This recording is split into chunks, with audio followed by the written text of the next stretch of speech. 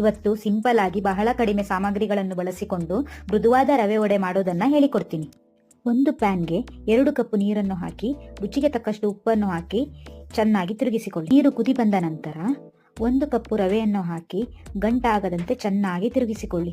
Stove ಅನ್ನ low flame ಅಲ್ಲಿ ಇಟ್ಟು 5 ನಿಮಿಷಗಳ ಕಾಲ ಮುಚ್ಚಿಡಿ. ನಂತರ ಅದಕ್ಕೆ 1 ಚಮಚ ಕರಿಬೇವು, 1 ಚಮಚ ಚಿಲ್ಲಿ ಫ್ಲೇಕ್ಸ್, 1 ಚಮಚ ಶುಂಠಿ, 1 ಚಮಚ ಹಸಿಮೆಣಸು, 1 ಚಮಚ ತೆಂಗಿನಕಾಯಿ ಪೀಸ್ ಅನ್ನು ಹಾಕಿ ಚೆನ್ನಾಗಿ ಮಿಕ್ಸ್ ಮಾಡಿಕೊಳ್ಳಿ. ನಂತರ ಸ್ಟವ್ ಆಫ್ ಮಾಡಿ ಒಂದು ಪ್ಲೇಟಿಗೆ ಹಾಕಿಕೊಳ್ಳಿ. 5 ನಿಮಿಷಗಳ ಕಾಲ ತಣ್ಣಗಾಗಲು ಬಿಡಿ. ಅರ್ಧ ಕಪ್ ಮೊಸರನ್ನು ಸೇರಿಸಿ 1 ಚಮಚ ಎಣ್ಣೆಯನ್ನು ಹಾಕಿ ಚೆನ್ನಾಗಿ ನಾದಿಕೊಳ್ಳಿ.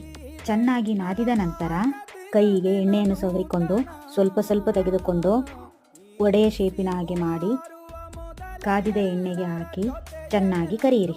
ಹೊಂಬಣ್ಣ ಬರುವವರೆಗೆ ಕರಿಯಿರಿ. ಕಾಯಿ ಚಟ್ನಿಯ ಜೊತೆ ಮೃದುವಾದ ರವೆ ವಡೆ ತಿನ್ನಲು ಸಿದ್ಧ.